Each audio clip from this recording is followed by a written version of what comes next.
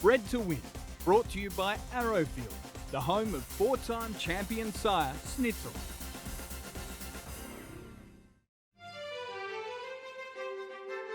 At 10 million, take 500 more. At 10 million.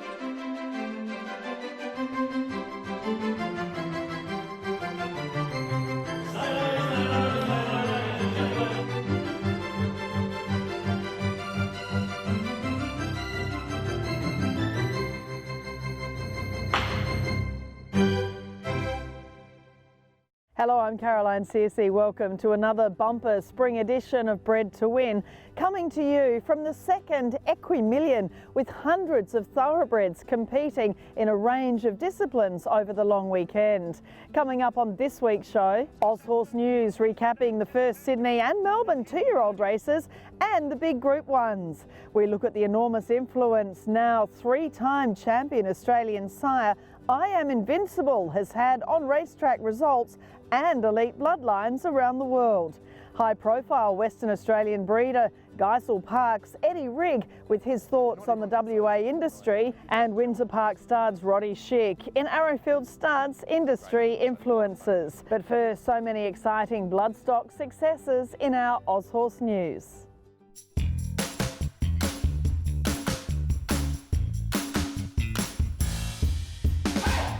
One of the great days on the turf worldwide, Epsom Day at Royal Randwick threw up some outstanding successes by Australia's elite racehorses. We'll feature the Epsom as our Cambridge stud performance of the week, but we start with the Inglis graduate of the week as Schnitzel filly Lady Shenandoah ran away with the Group 1 Flight Stakes. And Lady Shenandoah's home and hosed her in the Flight Stakes. While her stablemate star filly Autumn Glow was missing after having a bone chip removed from a knee, there were still celebrations for her owners, with Lady Shenandoah a daughter of Arrowfield Schnitzel and the winner racing in the colours of Hermitage Thoroughbreds. Lady Shenandoah was a $525,000 Inglis Easter yearling sold by Arrowfield to Hermitage as a three-quarter sister to now Aquis sire Stronger. She was the 20th Group 1 winner for four-time champion Australian sire Schnitzel, whose 2024 fee at Arrowfield is $247,500. The late global influence Galileo featured as the sire of Metropolitan winner Land Legend. He was a €100,000 Arcana buy for Avenue Bloodstock and Bon Ho, from a Dancilly half-sister to the original Phoenix Stakes winning stallion Zoffany. Tempestuous King Kirk wide out, North England just in front. The first Sydney 2-year-old races, the Breeders' Plate and the Gimcrack Stakes, produced some exciting performances. The Breeders' Plate again trifected by the Waterhouse Bott stable and part of a great day for Vinery Stud, with the winner King Kirk by their first season sire Ole Kirk. The Golden Rose and Caulfield Giddies winning son of Written Tycoon stands this season at Vinery at a fee of $55,000. The Gimcrack for the fillies went to the daughter of Extreme Choice Belle Mercy. Her dam, the former Vinery stud raced filly Belle Mer, with the Gimcrack winning filly bred and raced by Bell River Thoroughbreds. And the Dulcify Stakes saw Ole Kirk's Vinery barnmate Exceedance sire the winner Swift Falcon from the Champagne St Reems family for Hawkes Racing. Exceedance stands this season at Vinery Stud at a fee of $33,000.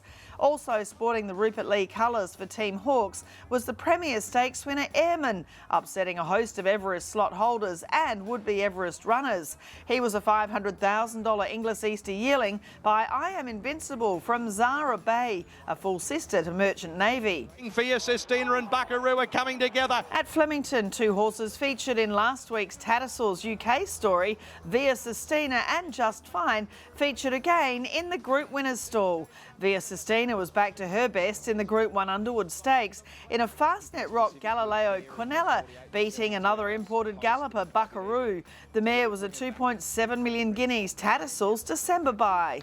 While the Bart Cummings winner Just Fine was part of a See the Stars stakes winning double at Flemington, with Uncle Bryn winning the Paris Lane Stakes. It was another Melbourne Group victory for South Australian breeder David Peacock, as Too Darn Discreet won the Group 2 Edward Manifold Stakes. Her dam Maybe Discreet was an Australasian Oaks winner, and her half-sister is Spring Stakes winner Just Discreet, with the filly, of course, by Darley's Too Darn Hot. Written Tycoon sired another Group winner as first settler to took out the Group 2 Danehill Stakes, a $750,000 Magic Millions yearling sold by Barramel to Yulong and Mick Price. And former top juvenile, the now 5-year-old mare Revolutionary Miss, was successful in the Group 2 Rose of Kingston Stakes. It was a 6th stakes success for the daughter of Schnitzel's son, Russian Revolution. Her striking full sister was foaled this season at China Horse Club Farm, The Chase. And the Maribyrnong Trial was won by Tremonti, a son of Yarraman Park's Hellbent from the family of Denman and Kiyomichi. And finally, the racing and breeding industry and the equestrian world came together over the long weekend at Sydney's International Equestrian Centre for the second Equimillion, showcasing thoroughbreds in a range of disciplines over 4 days. From racing owners, trainers, breeders and other industry stakeholders, there were a large number of the 500 plus horses who received industry sponsorship. Our Thoroughbreds Are Go sponsored rider Hannah Marsland and Choisier's Burnt Patch finished 9th in their Day 1 dressage and were competing today in the show jumping. We'll have more from Equimillion coming up in a fortnight in the return of Thoroughbreds Are Go. The I Am Invincible success story is one that's often quoted about a beautifully bred non-Group 1 winning stallion who can make it to the top and shape the thoroughbred breed. But as you'll hear from Yarraman Park studs Arthur Mitchell, there was always something very special about their Vinny.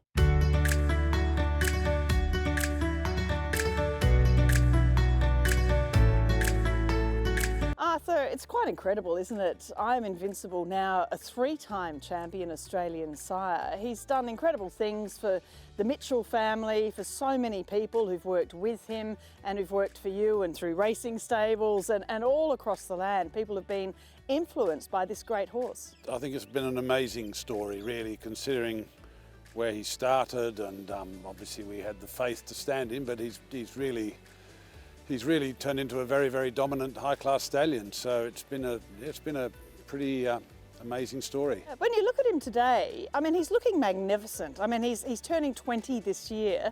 You wouldn't think it looking at him. What do you think it is that's, you know, been such a secret to his success as far as the longevity that he's had as a stallion? Well, he's a very kind, laid-back horse. He's very easy to look after. He barely has a vice, so he's been a very easy horse to sort of manage in that respect. So he's calm and sensible. So we've never shuttled him, so we never sent him overseas. So he's really been here all his, ever since he retired. So he's never been put under any sort of pressure. But he doesn't look like he's 19. He looks more like he's 14.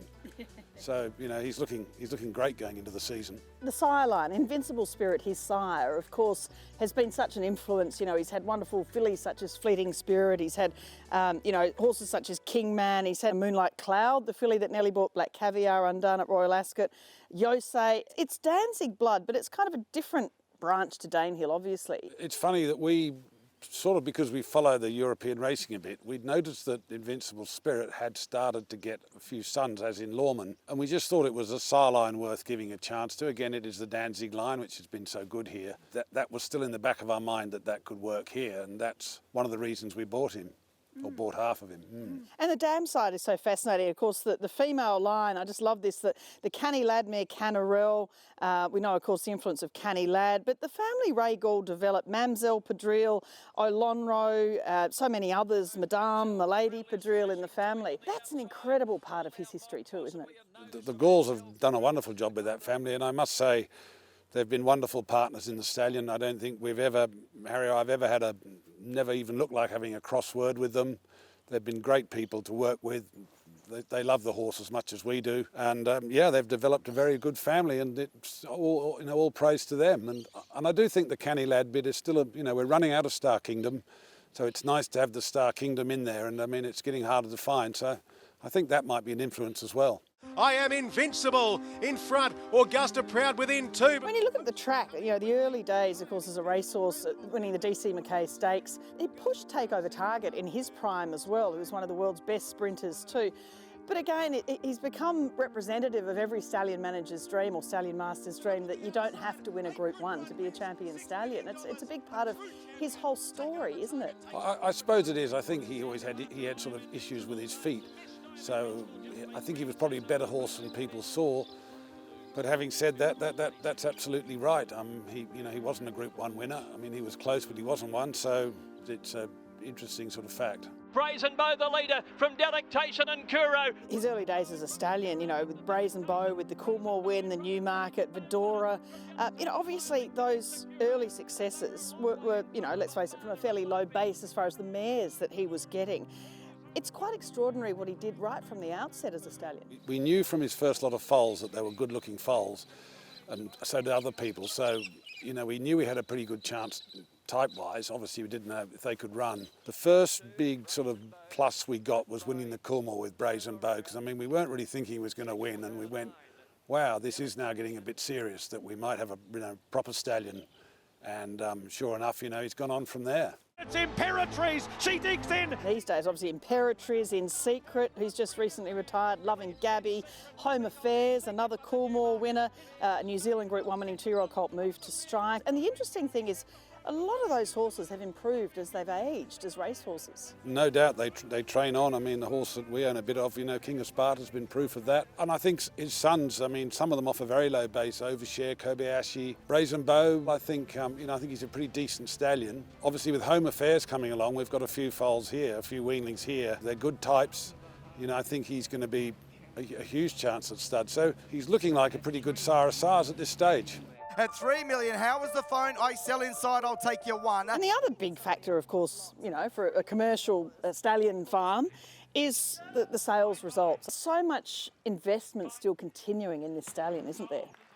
I think he's already making his mark as a broodmare sire too. Obviously, as 4 is out of a Vinnie mare.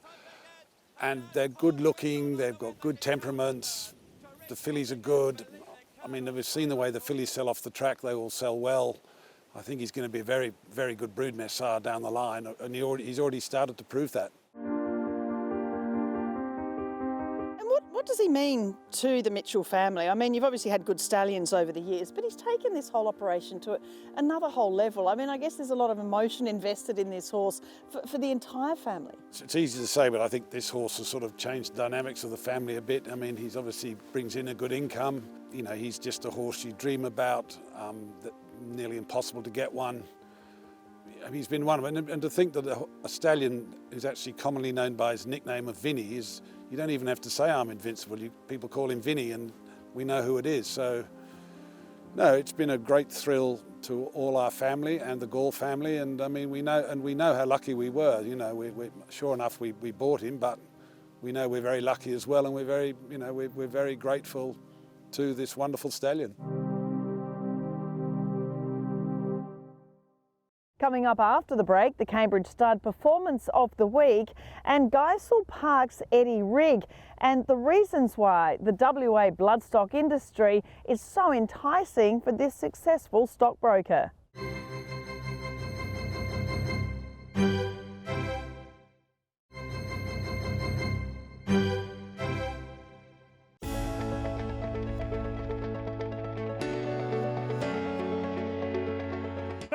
Wolf with the wind in his sails. The Cambridge Stud Performance of the Week was none other than 2024 Epsom Handicap winner Wolf. The son of Tavistock was bred by Cambridge owners Brendan and Joe Lindsay from the Shamardale mare La Brissard. Wolf was sold by Riversley Park to Joe Pride for $170,000 at the 2022 NZB Ready to Run sale. And for another week, Cambridge Stud was also celebrating an Australian Stakes winner by Al Manzoor, with Keeneland taking out the listed superimposed stakes at Flemington. While Western Australia may seem a long way away, for the sometimes insular eastern states, there's not a carnival that goes by in the east that doesn't have some sort of WA success attached to it. A lot of the big owners and breeders in the west have derived their wealth outside the racing industry, and it's all the better for their input. One such example is Geisel Park's Eddie Rigg. Eddie, it's fantastic to see you over here and to go out to Geisel Park, and we've had a feature story on your 4 stallions and the great staff and a beautiful property. What is it in particular that made you love racing in the first place, to get involved to this level? I saw as a 10-year-old, 11-year-old the impression that winning a race, the excitement, what it can do for you, right? Yeah, the racing industry is just like the normal bell curve. You've got these people who can be, not so good on the one end of the spectrum, but you get people at the other end of the spectrum are just champions, right? And and I'm really close to some of those people, and I really enjoy it. It's very similar. I know Kevin Maloney, who has Sedgenho Stud, talks about when you're buying horses, it's like drilling for oil. Yeah. And I guess you'd have the same sort of analogies between, the trading, the stockbroking, and buying horses. I mean, there's so much risk involved in both. There's a huge amount of knowledge you need to be successful in either. But how do you see the similarities? Because it is a game of risk when you're buying thoroughbreds. The difference between horses and stocks, and particularly codes, is I love a horse. So, I actually like the horse, right? A company, I don't have that much personal feel for some companies. Some of the companies I get very personally involved with them. I would tell one lesson coming out of the stock market, which I think people could learn in the racing game, is sell your losers quickly and go with your winners long term. And it's just such an important thing. And I made a mistake, but I sold my best fillies and my best racehorses. That was just a dumb thing. And I kept my lesser horses. So one thing I'm learning now is that keep with your good horses. Our whole focus now is making sure we have those great racehorses, fillies now, that become mums and grandmums. And when we're sitting in the stands there at 75 years of age at the races, we're watching horses which we own the grand dam of. I had some really great offers on Laced Up Hills, but particularly after she beat Amelia's Jewel here, like really, really solid offers. But for me, I want to keep you her and build race so much her. up to get to that point, and then to lose it, you miss the next step, don't you? Yeah, so I think that's one of the really important things. See, I love the horse. I was a mad horse rider as a youngster, so I love nothing more than going on the farm and walking around and hugging horses. And in the afternoon, it's quite nice, particularly if you've got a beer in your hand and you're walking around, and the mares love it and the younger horses like it, and it can be a bit dangerous with the weanlings and yearlings that were running around being idiots. So that's pretty cool. So Geisel Park itself, obviously named, after Dr. Zeus. Tell us a bit about, setting that up. The name was, I wanted to have a theme, and Dr. Zeus, and I like having a bit of fun. Like some people try and name it after the sire and the dam, but I find that pretty beige. I used to race horse with Ron Sayers, and the amount of abuse he used to give me, because I'd get name one, he'd get the name one, and he just didn't like the way I named him. But when they won, Fulledy-Duddle. We had Fulledy-Duddle win the champion fillies, and second, Bippo Bungas came second, right? So Ronnie had a lot of laugh. He enjoyed that, but some of the names he didn't like so much, right? So I like Dr. Zeus, just the whole thing about, so Theodore Goose and Geisel Park, he's the top 5 dead person in earnings and royalties per year. He's learning to read, right? Although the woke community are trying to stop some of his books now, which is just amazing. But so he was successful, but had some funny names. So I ran out of names there, and I thought to myself, as people know, I moved on to the castle now, and not everyone gets those names. I did have challenges with some fellow owners over in Melbourne where I named a horse Move the Tirana.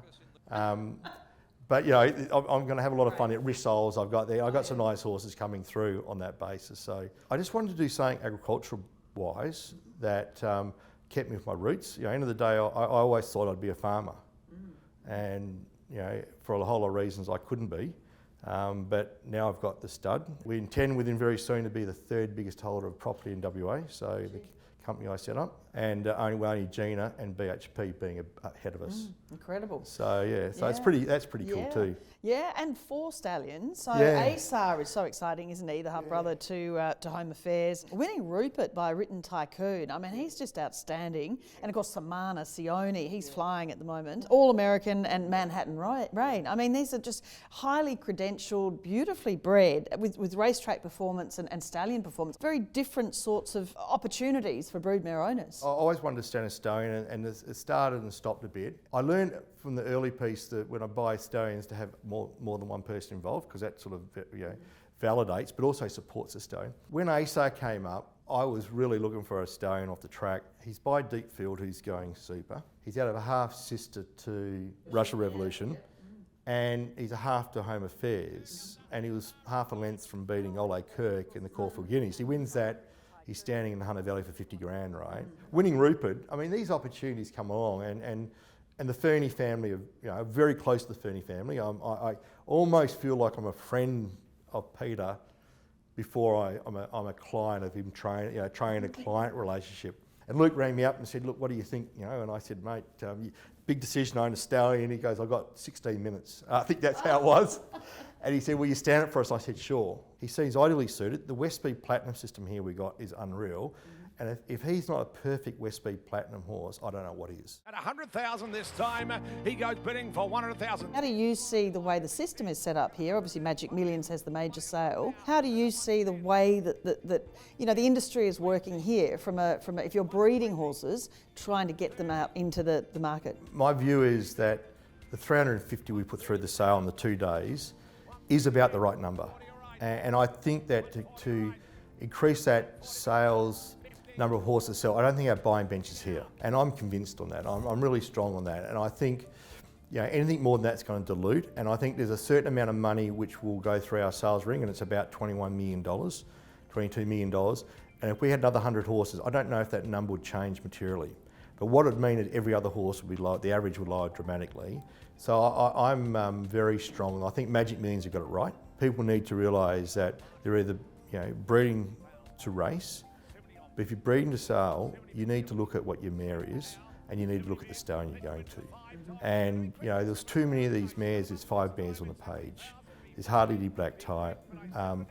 They're just not suitable, right? And I just think those days of doing that and expecting to get into the sale are gone. One of the challenges, and I did a bit of work with the new West Speed Platinum system, and one of the analysis we did was that there's a certain number of mares need to go and fold in the state to keep up the race numbers, to have a certain amount of races. And we were trending the wrong way here, and the West Speed Platinum has actually adjusted that. We can't just have 300 and 400 horses bred to go to the 350 in the sale. That can't work. We need to be breeding more like the 800, 850 horses here a year. To fill race fields. To fill the race fields. All the race field numbers will reduce. And once you get down below 7 or 7 below, the betting doesn't happen, right? So it's really critical that we are still breeding 850, but there just needs to be a realisation there's a lot of racing to, the breeding to race. The 350 is about where we're at, right? I don't know. I don't know. There has to be a magic wand to deal with those people who want to breed to maybe perhaps not a commercial stallion, out of not a commercial mare, and to sell it, it just doesn't make sense. It's like me in the stock market. You've got a average management team going into an area we know doesn't have very much chance of finding gold's almost zero, and putting money into it. You're going to lose. But there's a lot of passion in the industry, which people confuse passion with investment sense. And I do that too, don't worry, I do that too as well. But it's just not viable. And if they sat back and someone's advising them, they'd be saying, don't do it. We can't go to elite because we've already got the best horses racing. That's the challenge, right? We still need the grassroots, but I do think, it's like the AFL. What funds footy in this country? At the end of the day, it's Collingwood and it's West Coast and a couple other sides actually primarily fund the rest of the industry, all the way down. So the top level racing has to be strong. Anyone who sort of says, well, we should take prize money off the top level racing and give money to the lower level, I can guarantee everyone will get less. That's how it works. The top end of racing has to be supported. Are we lacking something in Australia for not having, a more national approach? 100%, Do we need it? 100%. I can tell you now that the transformation of the Australian financial system dramatically changed when we introduced the Corporations Act in 1991 and unified the stock exchanges in 1992 or 93, whatever it was. Before that, every state had their own exchange, every state had their own laws. And the transformation of ASX as a powerful financial and driver of the Australian economy just expanded from then. I've got no doubt in my mind the way New South Wales has handled wagering, the way they've been able to collect a bigger cents in the dollar for wagering is just the absolute gold plate way we should be doing across Australia. We have the same rules across Australia, everyone knows about it. I just think that the industry will just fly ahead.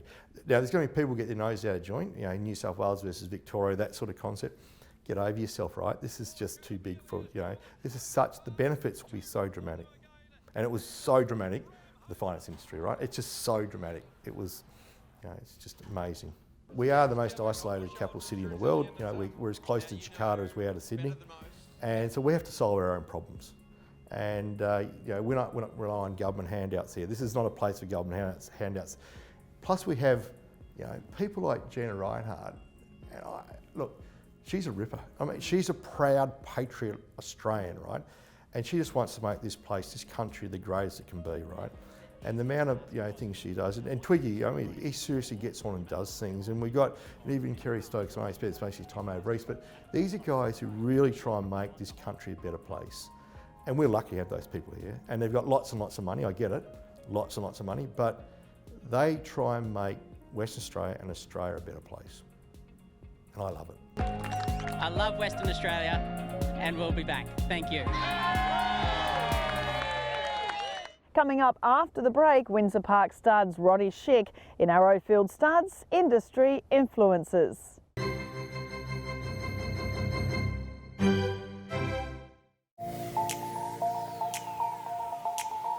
Look, I've been very lucky in my career, you know, from being at home with mum and dad, guys like Steve Till, who's been with our family for a long time. I was lucky enough to work for Johnny Morris when I was 18 in Sydney, and he was a great influence. I had a lot of fun working there.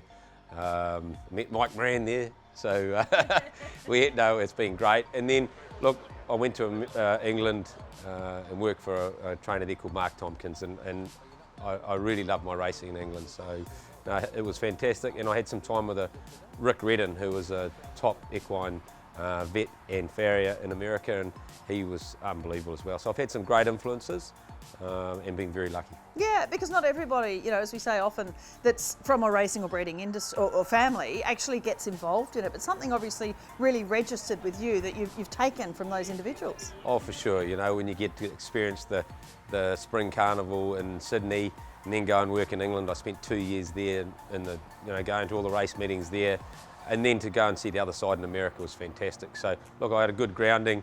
Met some wonderful people and been very lucky, really. And of course now, I mean, you're giving back to the industry. You're involved in a lot of the administration of the New Zealand racing and breeding industry here. You know, that's another thing, I guess, where you're influencing the outcomes of what happens to the industry for the future. Yeah, look, I've always felt that, you know, you've got to put back in what you've, you know, taken out, and, you know, I've certainly had a great ride in the New Zealand industry, and I think it's time that I put something back, and I'm really enjoying it, and it's such an exciting time to be part of New Zealand racing. With with Entain coming on board with the TAB, it is a really exciting time. So I'm really happy being part of the NZTR board, and, you know, trying to make a difference. That's all for Bred to Win this week. Next week we feature champion New Zealand sire Waikato stud Savabeel and his huge influence on the breed. That and much more next week. I'm Caroline Searcy. I look forward to seeing you then.